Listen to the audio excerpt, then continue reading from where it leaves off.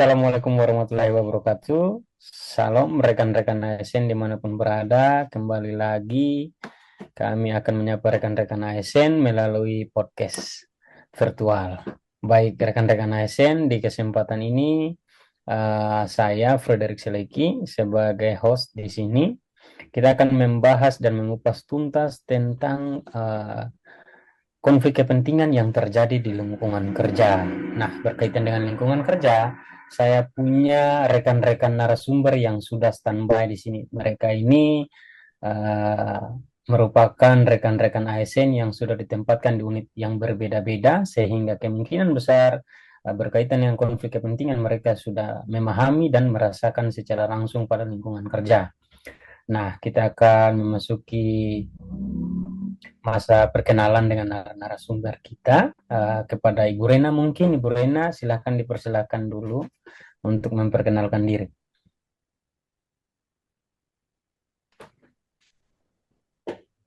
Oke, terima kasih Pak Fedi.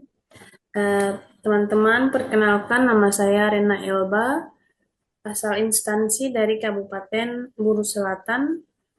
Unit kerja saya di Rumah Sakit Pratama Raja Latubao Soel Fogi. Jabatan saya sebagai nutrisionis terampil. Terima kasih. Baik, Ibu Rena, terima kasih atas perkenalannya. Selanjutnya Ibu Angel boleh, silahkan. Baik, rekan-rekan ASN, perkenalkan, nama saya Angel Sopaheluakan.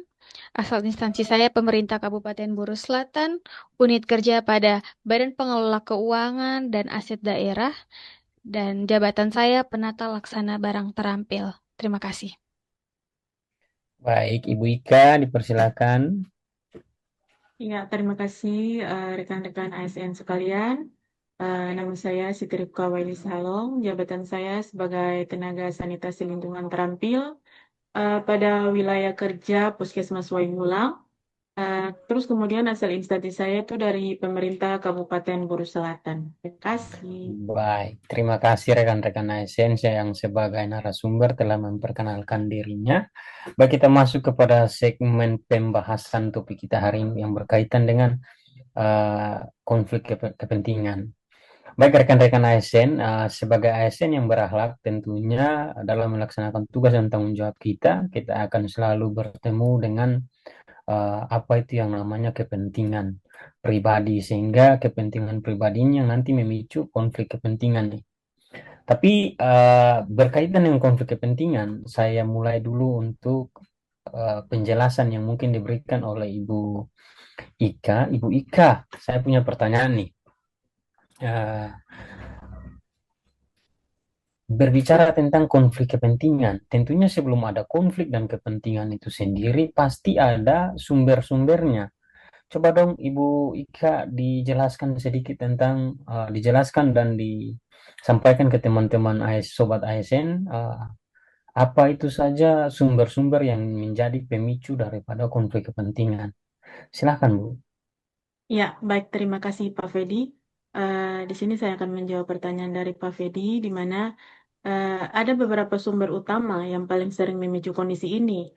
Yang pertama itu ada hubungan afiliasi, yang kedua kepentingan finansial, dan yang ketiga gratifikasi. Hubungan afiliasi ini faktor kedekatan, bisa karena hubungan keluarga, pertemanan akrab, atau kelompok dan golongan.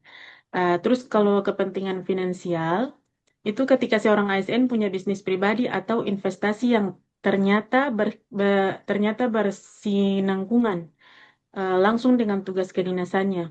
Terus yang ketiga gratifikasi, adanya pemberian hadiah, fasilitas, atau kompensasi dari pihak luar yang punya pamrih di masa depan. Itu Pak Fedi. Baik, terima kasih Bu Ika atas penjelasannya. Jadi rekan-rekan ASN yang sudah disampaikan Ibu Ika itu merupakan sumber-sumber konflik kepentingan. Nah, berkaitan dengan sumber-sumber yang tadi, terima kasih Bu Ika untuk penjelasannya.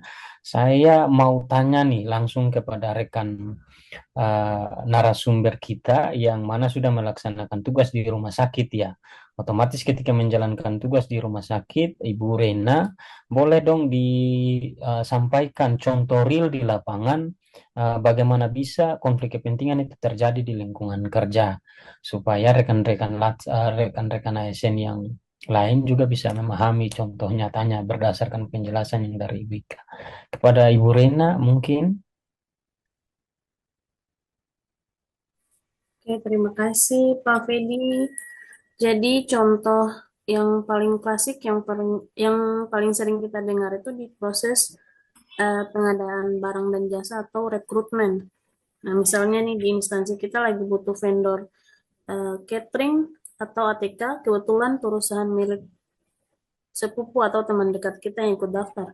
Nah, karena alasan kedekatan itu, kita manipulasi nilai atau kita membocorkan dokumen harga perkiraan barang itu sendiri supaya mereka menang. Nah, itu jelas nepotisme dari penyalahgunaan wewenang. Kemudian ada juga contoh yang skalanya lebih kecil, tapi sering diabaikan.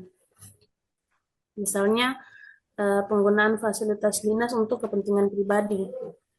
Jadi contohnya kayak memakai mobil dinas buat liburan keluarga atau misalnya di kantor ada yang mencetak brosur usaha sampingan pakai printer dan juga pakai kertas kantor. Nah, di level klinis ini pelayanan seperti kalau di pelayanan gizi contohnya seperti apa ya, kita mengarahkan pasien untuk membeli suplemen atau produk-produk dari luar hanya karena kita dapat komisi dari vendor produk tersebut. Seperti itu, Pak Fedi. Terima kasih. Baik, Bu Rina. Wah, jadi rekan-rekan ASN perlu menjadi catatan penting bahwa ketika mengemban tugas, saya kira contoh yang diberikan Ibu Rina bisa diadaptasi oleh teman-teman. Kita tidak boleh menggunakan kewenangan, menggunakan akses yang sudah diberikan oleh instansi untuk kepentingan pribadi kita ya. Kira-kira seperti begitu ya, Ibu Rina ya. Ya, betul sekali, Pak Fedi. Baik, Ibu Rina terima kasih untuk penjelasannya. Nah, rekan-rekan ASN ternyata sangat luas juga ya kalau kita berbicara tentang konflik kepentingan, tergantung kita sendirinya mau melihatnya dari sisi yang mana. Sebab dari hal yang kecil sampai hal yang besar, berkaitan dengan kegiatan, berkaitan dengan program, proyek, itu semua tetap tidak lepas daripada yang namanya konflik kepentingan, sehingga perlu kita manajemen. Nah, untuk memanajemen konflik kepentingan itu sendiri, Ibu Angel, saya ingin bertanya nih, Bu, sebagai ASN yang baru nih, yang mana kita juga dalam sesi sebagai uh, calon ASN yang sementara mengikuti latihan dasar atau prajabatan. Bagaimana caranya supaya rekan-rekan ASN termasuk saya, Ibu Ika dan Ibu Rena dan teman-teman lain itu bisa ikut andil mengembangkan lingkungan yang peka atau sensitif terhadap isu konflik kepentingan ini sendiri, biar tidak terjadi pembiaran dan tidak merajalela atau bahkan nanti merusak citra kita sebagai ASN. Silahkan Bu Angel. Ya, baik. Terima kasih, Pak Fedi. Jadi, kuncinya adalah membangun sistem dan budaya kerja yang transparan, yang terbuka. Ada beberapa langkah konkret yang bisa diterapkan di instansi. Yang pertama, pemberitahuan terbuka atau Declaration of Interest. Lingkungan kerja harus membiasakan pegawainya untuk jujur dari awal. Kalau saya tahu vendor yang masuk adalah kerabat saya harus mendeklarasikan itu ke pimpinan dan menarik diri dari tim penilaian. Ya. Kemudian kedua adalah SOP dan aturan gratifikasi yang jelas. Instansi wajib punya aturan tegas, misalnya batas maksimal nilai souvenir dari mitra kerja atau larangan total menerima apapun selama proses tender berjalan. Dan jangan lupa ada saluran pengaduan internal yang aman. Jadi kalau ada staf yang melihat indikasi konflik kepentingan, mereka punya wadah untuk melapor secara anonim tanpa takut diintimidasi atau dikucilkan oleh rekan kerjanya sendiri. Dan yang paling penting dari semua itu adalah tone from the top, alias keteladanan pemimpin. Budaya sensitif ini tidak akan jalan kalau pimpinannya sendiri sering menitip saudara atau menerima gratifikasi. Harusnya pimpinan harus menjadi role model utama. Kira-kira begitu, Pak Fedi. Baik, Ibu Angel. Terima kasih, Ibu Angel, untuk penjelasannya. Jadi, rekan-rekan ASN, kita sudah mendengarkan dan memahami, bahkan diberikan contoh konkret dari rekan-rekan narasumber terkait dengan uh, pengelolaan konflik kepentingan ini sendiri.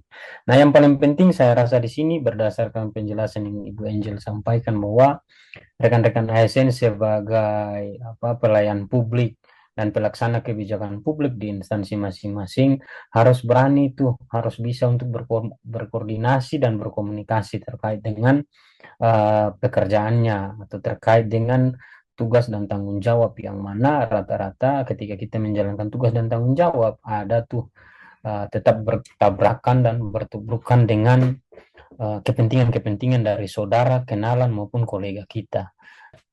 Baik rekan-rekan ASN dimanapun berada, kita telah mengikuti podcast ini dari tadi, dan luar biasa sekali ya obrolan kita hari ini, di mana kita juga sudah ditemani oleh narasumber-narasumber yang cakap di bidangnya masing-masing. Nah, jadi teman-teman, rekan-rekan ASN, kesimpulannya konflik kepentingan itu bukan hal yang bisa kita sepelekan, karena taruhannya adalah integritas dan profesionalitas serta mutu pelayanan instansi kita kepada masyarakat. Oke, rekan-rekan narasumber, Ibu Ika, Ibu Rena, dan Ibu Angel, terima kasih untuk penjelasan hari ini yang sangat terstruktur sekali. Terima kasih, Semoga Pak diberikan Fedi. keberkahan selalu dari Yang Maha Kuasa. Dan rekan-rekan ASN yang sementara menonton, kami juga tidak lupa mengucapkan banyak terima kasih karena sudah mendengarkan, dan pesan kami berempat, ingatlah dan jadilah ASN yang berakhlak dan berani menolak konflik kepentingan.